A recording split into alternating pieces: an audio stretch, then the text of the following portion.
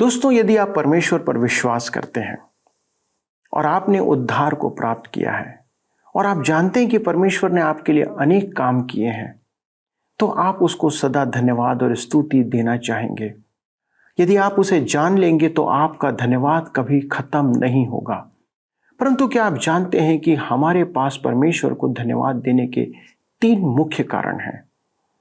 और यदि आप इसे जानना चाहते हैं तो कृपया इस अध्ययन में शामिल हो जाइए ताकि आप भी उन बातों को जानकर परमेश्वर को धन्यवाद दे सकें।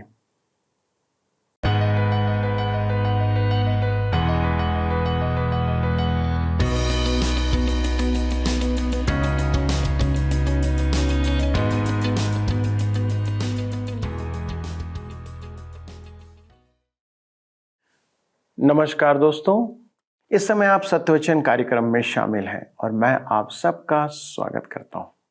आशा है आप आनंदित हैं, और क्यों ना हो, क्योंकि परमेश्वर ने हमारे लिए इतना अद्भुत काम जो किया है। इस कारण पौलुस फिलिपियों की पत्री 4 अध्याय के 4 पद में लिखता है, प्रभु में सदा आनंदित रहो। मैं फिर कहता हूं, आनंदित रहो। मित्रों, आनंदित रहना निवेदन या विकल्प नहीं है, यह एक आज्ञा है। यदि आप प्रभु में हैं तो आप आनंदित रहें। हो सकता है कुछ परेशानियां हो, तकलीफें हो, बीमारियां हो, पर प्रभु में रहकर आनंदित रहना हम सबों को चाहिए। उसका कारण यह है कि हमारे पास एक सुनहरा भविष्य है जो हमें परमेश्वर की संतान होने के नाते प्राप्त होता है। संसार के दुख और कष्ट कुछ समय के हैं, अंशकालीन है, पर परमेश्वर की उपस्थिति का आनंद हमें सदा के लिए दे दिया गया है। आइए हम उन बातों को जानें जो हमारे आनंद का कारण है, क्योंकि हम परमेश्वर की संतान और मसीह यीशु के संगी वारिस भी हैं। एक बात और, जब हम आनंदित होते हैं तभी हम स्तुति करते हैं, किसी को धन्यवाद देते हैं। तो चलिए उन बातों को जानते हैं और अध्ययन में आगे बढ़ते हैं। प्रिय मित्रों, आइए हम आज के अध्ययन में आगे बढ़ें और इफिसियों की पत्री 1 अध्याय उसके 11 और 12 पद को पढ़ें। यहाँ पर लिखा है, उसी में जिसमें हम भी उसी की मनसा से, जो अपनी इच्छा के मत के अनुसार सब कुछ करता है, पहले से ठहराए जाकर मीरास बने, कि हम जिन्होंने पहले से मसीह पर आशा रखी थी उसकी महिमा की स्तुति के कारण हो। यह एक और अनुपम सत्य है जो हमें उत्तराधिकार देता है। वह हमें उस काम का प्रतिफल देता है जो हमने किया ही नहीं है। यह परमेश्वर का सर्वोपरि उद्देश्य एवं योजना है कि विश्वासी प्रभु यीशु के उत्तराधिकार में सहभागी हों। विश्वासी मसीह के सह उत्तराधिकारी हैं क्योंकि वे मसीह में हैं। रोमियो की पत्री 8 अध्याय उसके 17 पद में पौलुस लिखता है, और यदि संतान हैं तो वारिस भी, वरन परमेश्वर के वारिस और मसीह के संगी वारिस हैं, कि जब हम उसके साथ दुख उठाएं तो उसके साथ महिमा भी पाएं। और कुरिन्थ के विश्वासियों को उसने लिखा, पहला कुरिन्थियों की पत्री 3 अध्याय उसके 21 से 23 पद में, इसलिए मनुष्यों पर कोई घमंड न करे, क्योंकि सब कुछ तुम्हारा है, क्या पौलुस, क्या अपुल्लोस, क्या कैफा, क्या जगत, क्या जीवन, क्या मरण, क्या वर्तमान, क्या भविष्य, सब कुछ तुम्हारा है, और तुम मसीह के हो और मसीह परमेश्वर का है। मैं परमेश्वर के इस महान सत्य को समझ नहीं पाता हूं, परंतु यह मुझे आकाश की ऊंचाइयों में ले जाता है। सब कुछ मेरा है, मसीह मेरा है, पौलुस मेरा है, मृत्यु भी मेरी है, सब कुछ मेरा है। यह सब मेरा है क्योंकि परमेश्वर ने मुझे दे दिया है। मसीह मेरा है। जी हाँ, परमेश्वर मेरा है। हमारा कैसा अनुभव है यह। मेरा मन करता है कि मैं चिल्लाना आरंभ कर दूं, क्योंकि यह अति अद्भुत है। यह परमेश्वर ने पहले से ठहराया है। उसने यह निश्चित कर दिया है। यह उद्धार प्राप्त मनुष्यों के संदर्भ में है। परमेश्वर ने किसी का खो जाना पहले से नहीं ठहराया है। उसने पहले से ठहराया है कि हमें उत्तराधिकार प्राप्त हो, अन्यथा मुझे यह कैसे मिलता। यह मेरे लिए योग्यता के आधार पर नहीं है। यह परमेश्वर का अनुग्रह है, मेरी योग्यता नहीं। जी हाँ, यह परमेश्वर की भली इच्छा है। यह भला है, उचित है और सर्वोत्तम है। क्यों? क्योंकि परमेश्वर ने ठान लिया है। इससे उत्तम आपको और क्या चाहिए? मेरे मित्रों, प्रभु यीशु ने हमारे लिए ये 3 अद्भुत काम किए हैं। पहला, अपने लहू से हमें पाप मुक्त किया। दूसरा, अपनी इच्छा का भेद प्रकट किया। और तीसरा, हमें उत्तराधिकार दिया। कैसा अद्भुत उपकार! मैं इसे खो नहीं सकता। उसने कलीसिया के लिए मूल्य चुकाया और इस कारण मैं उसका हूं। क्या मैं कह सकता हूं कि उसके लिए कलीसिया बहुत मूल्यवान है? इस पृथ्वी पर मनुष्य की योजनाओं का कोई महत्व नहीं है। हम सोचते हैं कि वे महत्वपूर्ण हैं। मनुष्य आज संसार के लिए नक्शे बनाकर भाग दौड़ में लगा है, परंतु वे अगले 100 वर्षों में दिखाई भी नहीं देंगे। वह जनसमूह नहीं रहेगा, परंतु परमेश्वर की महान योजना सदा स्थिर रहेगी। परमेश्वर का धन्यवाद हो। पद 12 एक अद्भुत स्तुति गान है, जिसे हम संपूर्ण पत्रियों में देख सकते हैं। आप देखेंगे कि परमेश्वरत्व के प्रत्येक व्यक्ति के कामों की व्याख्या करने के बाद पौलुस रुककर यह स्तुति गान गाता है। उसने हमें पुत्र परमेश्वर के काम के बारे में बताया है और अब वह कहता है कि हम जिन्होंने पहले से मसीह पर आशा रखी थी, उसकी महिमा की स्तुति के कारण हो। परमेश्वर विश्वासी की अभिलाषाओं की पूर्ति के लिए नहीं है, विश्वासी परमेश्वर की स्तुति के लिए है। जब विश्वासी परमेश्वर की इच्छा के केंद्र में होता है तो वह पूर्णता, संतोष और आनंद का जीवन जीता है। इस प्रकार आप मनोवैज्ञानिक सोच के चंगुल से बच जाएंगे। मेरे मित्रों, यदि आप परमेश्वर की इच्छा में नहीं हैं, तो आपके लिए समस्या तैयार हो रही है। परमेश्वर की इच्छा का जीवन जीवन में उद्देश्य और अर्थ स्थापित करता है। हम उसकी महिमा की स्तुति का कारण होंगे। परमेश्वर युगानुयुग इस योग्य होगा कि हमें कहे, देखो, वे तो इस योग्य नहीं थे कि उनका उद्धार करूं, परंतु मैंने प्रेम करके उनका उद्धार किया। यही तो एकमात्र कारण है जो जीवन को मान सम्मान, स्थान, प्रतिष्ठा, उद्देश्य, आनंद और महिमा प्रदान करता है। हमारा अस्तित्व उसकी महिमा की स्तुति के निमित्त ही है। यही सब कुछ है। यह स्तुति गान प्रभु के आगमन की प्रतीक्षा करता है। तीसरा स्तुति गान पवित्र आत्मा के कार्य से संबंधित है। पौलुस ने कलीसिया के निमित्त मसीह के 3 उपकार दर्शाए और अब वह पवित्र आत्मा के 3 कार्य दर्शाता है। आइए देखें। पहला है, वह हमें नया जीवन देता है।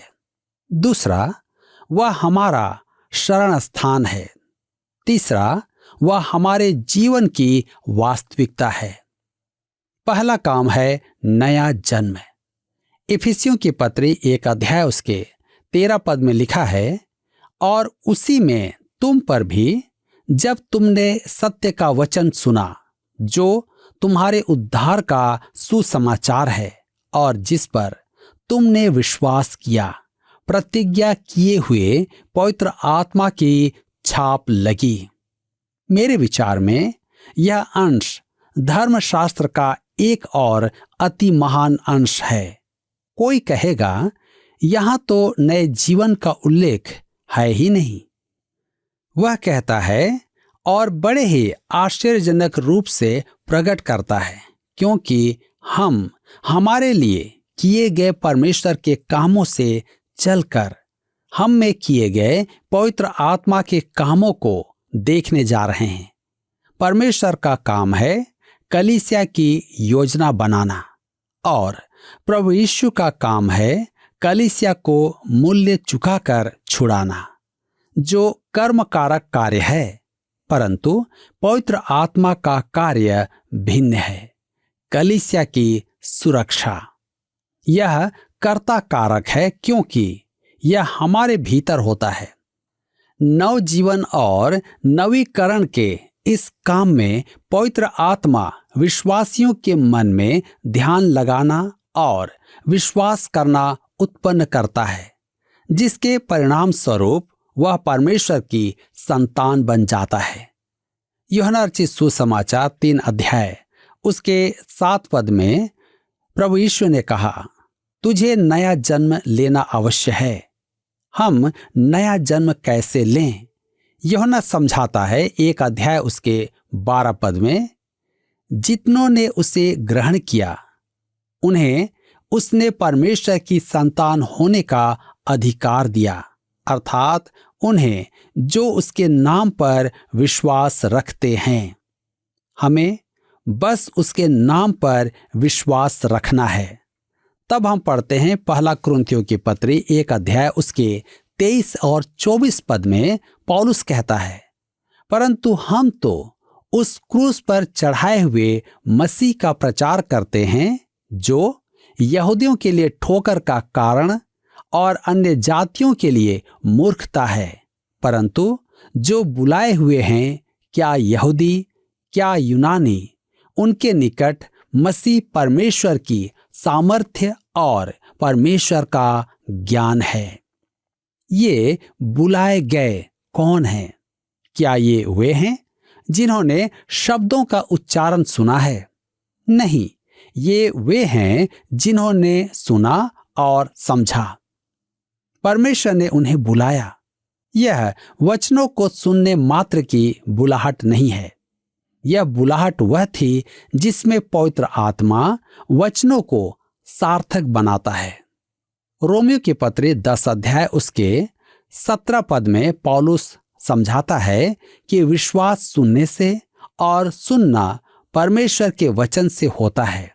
वे जो बुलाए गए हैं, वे परमेश्वर का वचन सुनते हैं और प्रतिक्रिया दिखाते हैं। तब क्या होता है?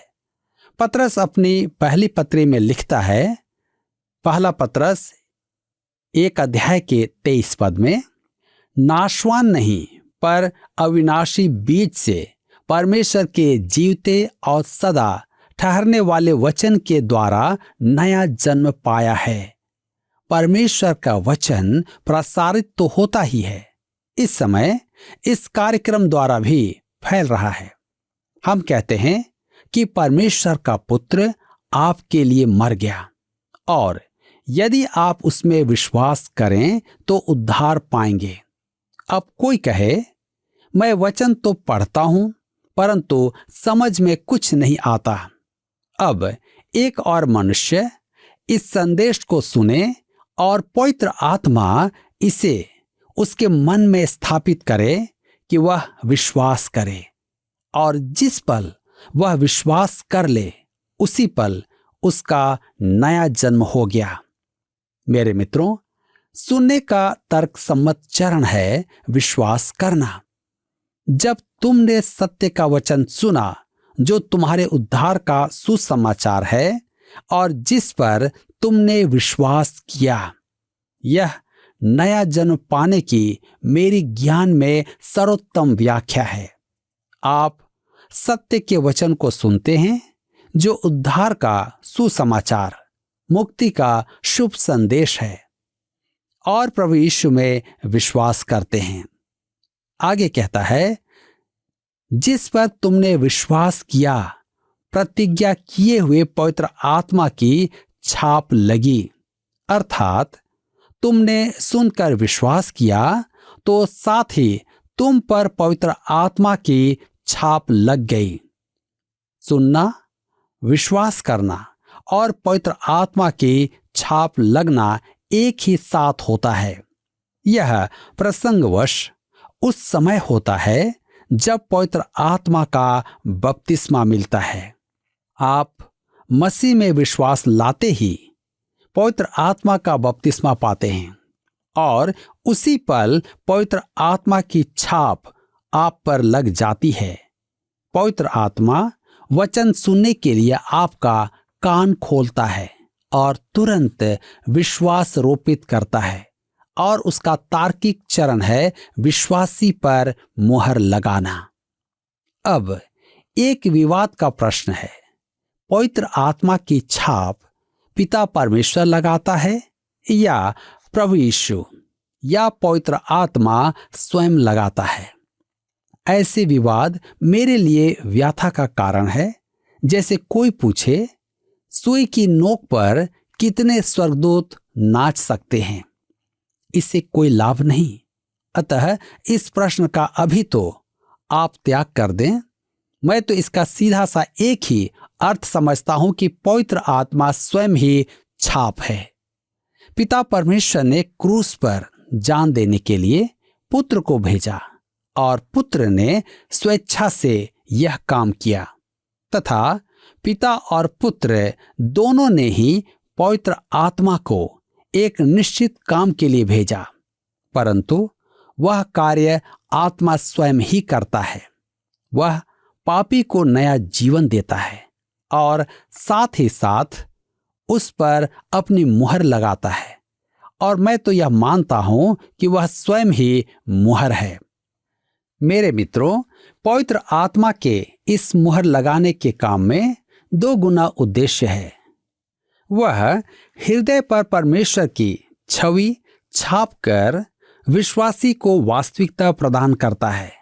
आप यह तो जानते ही हैं कि दस्तावेजों पर लगाई गई मुहर पर आकृति होती है। मेरे विचार में पवित्र आत्मा ठीक ऐसा ही करता है। यूहन्ना रचित सुसमाचार 3 अध्याय उसके 33 पद में लिखा है, जिसने उसकी गवाही ग्रहण कर ली, उसने इस बात पर छाप लगा दी कि परमेश्वर सच्चा है। अतः कहने का अर्थ यह है कि परमेश्वर ने विश्वासी पर अपनी छवि छाप दी है। छाप लगाने का दूसरा उद्देश्य है अधिकृत स्वामित्व का प्रदर्शन। 2 तीमुथियुस की पत्री 2 अध्याय उसके 19 पद में लिखा है, तो भी परमेश्वर की पक्की नींव बनी रहती है और उस पर यह छाप लगी है, प्रभु अपनों को पहचानता है और जो कोई प्रभु का नाम लेता है वह अधर्म से बचा रहे। अब यह सच्चाई है कि वह आपको सुरक्षित रखता है और आपको पाप में जीवन जीने की अनुमति नहीं देता है। यदि आप प्रभु यीशु का नाम धारण करते हैं तो आप अधर्म से दूर रहेंगे। यदि यह प्रमाण प्रकट नहीं है तो आपका नया जन्म या आत्मा की छाप आप में नहीं है। मेरे मित्रों, यह छाप पवित्र आत्मा है और इस बात की गारंटी है कि परमेश्वर हमारा उद्धार करेगा। हम पर यह छाप उद्धार के दिन तक के लिए स्थिर रहेगी। एक दिन आएगा जब पवित्र आत्मा हमें मसीह के हाथ में कर देगा। ऐसी छाप तो अति उत्तम है। इससे हम बीमाकृत पत्र के समान हो गए हैं। प्राचीन युग में पत्रों पर मुहर लगाई जाती थी। आज ऐसा नहीं होता है। आज केवल सरकारी छाप लगा दी जाती है, परंतु उद्देश्य एक ही है। डाकघर का यह उत्तरदायित्व होता है कि पत्र को सुरक्षित पहुंचाए। अब हम पवित्र आत्मा द्वारा कलीसिया की सुरक्षा के तीसरे और अंतिम काम को देखेंगे। इफिसियों के पत्र 1 अध्याय उसके 14 पद में हम पढ़ते हैं, वह उसके मोल लिए हुओं के छुटकारे के लिए हमारी मिरास का बयाना है कि उसकी महिमा की स्तुति हो। बयाना वह पैसा है जो पहले दिया जाता है और संपदा के लिए वाचा स्वरूप है। इसका अर्थ है कि आपके लिए वह संपदा विशेष तौर पर रोक कर रखी जाए। इसका अर्थ यह भी हुआ कि आप अभी और भी पैसा देंगे। पवित्र आत्मा हमारा बयाना है, जिसका अर्थ है कि और भी अधिक आत्मिक आशीषें आने की व्यवस्था है, जिसकी यह शपथ, वाचा और गारंटी है। हम देख चुके हैं कि हमें उत्तराधिकार दिया गया है और अभी और अधिक आएगा। पवित्र आत्मा बयाना है, एक गारंटी है। यह सब उसकी महिमा की स्तुति के लिए है। यह इस अध्याय का तीसरा स्तुति गान है। हमने देखा है कि पौलुस त्रिएकता के प्रत्येक सदस्य के काम के बाद स्तुति गाता है। यह परमेश्वर की महिमा की स्तुति है, क्योंकि पवित्र आत्मा हमें नया जन्म देता है और हमारा शरण स्थान और छाप बन जाता है। साथ ही हमें वास्तविकता प्रदान करता है। ये सब महिमामय सत्य अब पौलुस को प्रार्थना करने की इच्छा प्रदान करते हैं। मेरे मित्रों, क्या ही अद्भुत बात है कि जब हम यीशु मसीह को अपने जीवन में उद्धारकर्ता ग्रहण करते हैं, तब पवित्र आत्मा की छाप हम में होती है, अर्थात हम नया जन्म प्राप्त करते हैं। मैं आपसे पूछना चाहता हूं कि क्या आपने नया जन्म का अनुभव प्राप्त किया है? यदि नहीं, तो आज इस वचन के प्रकाशन के अनुसार अवश्य ही विचार करें और इस पर चिंतन करें। प्रभु आप सबकी सहायता करें। दोस्तों, जब आप आनंदित होते हैं तभी आप किसी की स्तुति कर पाते हैं। हमारे पास पापों की क्षमा या उद्धार प्राप्त करने के बाद स्तुति करने के अनेक कारण हो जाते हैं कि हम परमेश्वर की स्तुति करें, उसे धन्यवाद दें। पर हमारे पास परमेश्वर की स्तुति करने के 3 मुख्य कारण हैं। पहला, हमें नया जीवन मिला है। हमारा पुराना जीवन समाप्त कर दिया गया है। हम बिल्कुल नए बना दिए गए हैं, ब्रांड न्यू। दूसरा, प्रभु यीशु अब हमारा शरण स्थान है। हम उस पर भरोसा कर सकते हैं, हम उस पर निर्भर कर सकते हैं। और तीसरा, हमें पवित्र आत्मा की छाप दी गई है हमारे जीवन में, अर्थात अब परमेश्वर का आत्मा हमारे अंदर वास करता है और हम उसकी अर्थात परमेश्वर की संपत्ति बन गए हैं। क्या परमेश्वर की स्तुति करना नहीं चाहेंगे इन सब बातों को जानकर? क्योंकि हमारे पास एक अलौकिक जीवन है जो परमेश्वर का जीवन है। एक विश्वासी के जीवन में यह एक बड़ी ही अद्भुत बात है कि वह संसार में रहते हुए भी स्वर्गिक आशीषों और अधिकारों का भागीदार बन सकता है या बन जाता है। यह है आनंद और स्तुति की बात। यह तो ऐसी बात है जो हमें प्रतिदिन जीवन जीने और उसके वचनों के आधार पर चलने के लिए प्रोत्साहित करता है। आइए हम ऐसा ही जीवन जिए और परमेश्वर की स्तुति करते रहें। चलिए परमेश्वर को धन्यवाद दें और धन्यवाद के साथ प्रार्थना करें। हमारे स्वर्गीय पिता परमेश्वर, आपके वचन के द्वारा प्रभु हम इस बात को जानकर और भी ज़्यादा अभिभूत हैं, धन्यवादी हो गए हैं प्रभु, कि प्रभु आपने हमें स्वर्गिक आशीषों से परिपूर्ण किया है। मसीह यीशु में हमारे पाप अपराधों को क्षमा किया है और पिता आपने अद्भुत रीति से हमारे जीवन में क्या काम किया है। पिता परमेश्वर, हमारे ये जीवन की बातें प्रभु आपकी महिमा के लिए है। प्रभु हम आपको धन्यवाद देना चाहते हैं, आपकी स्तुति, प्रशंसा और बड़ाई करते हैं, क्योंकि आप ही आराधना और महिमा के योग्य परमेश्वर हैं। आपने वो अद्भुत काम किए हैं प्रभु हमारे जीवन में जिसकी हम कल्पना भी नहीं कर सकते। प्रभु आज हमारे सारे दर्शक जो हमारे साथ इस समय शामिल हैं, वो भी प्रभु धन्यवादी हैं, आनंदित हैं प्रभु, और अपने हृदय की गहराइयों से वे आपको धन्यवाद देना चाहते हैं कि आपने उनके जीवन को स्पर्श किया है, उनके पापों को क्षमा किया है, उन्हें स्वर्गिक आशीषों का भागी बनाया है। इससे अधिक हम और क्या चाह सकते हैं प्रभु? हमारे पास सब कुछ हो गया है प्रभु जो हमें चाहिए। हम संसार की सांसारिक तकलीफ और परेशानियों के लिए प्रार्थना करते प्रभु कि हमारी कोई भी परेशानी हमारे स्वर्गिक आनंद के बीच में अवरोध उत्पन्न ना करे। प्रभु हमारे सारे दर्शकों के लिए एक जयवंत जीवन जीने की प्रार्थना के साथ इस विनती को प्रभु यीशु क्रिस्ट के नाम से मांगते हैं, आमीन। दोस्तों, मैं उम्मीद करता हूं कि आज के अध्ययन ने आपको बहुत ज्यादा उम्मीद और ताकत दी होगी, क्योंकि आपके पास धन्यवाद करने का एक कारण है और सदा परमेश्वर का आप धन्यवाद करते रहें।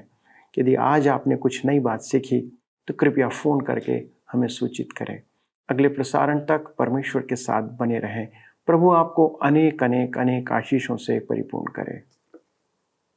पिछले कार्यक्रम के प्रश्न का उत्तर है सी, प्रबंध। परमेश्वर के काम करने की विधि और समय को प्रकट कर समझाने के लिए वचन में प्रबंध शब्द उपयोग किया गया है। आज का प्रश्न है, आज के अध्ययन में पौलुस द्वारा एक विश्वासी के जीवन में नया जीवन, शरण स्थान और जीवन की वास्तविकता किसके 3 कार्य प्रकट किए गए हैं? ए, परमेश्वर, बी, पवित्र आत्मा, सी, यीशु मसीह, डी, मनुष्य।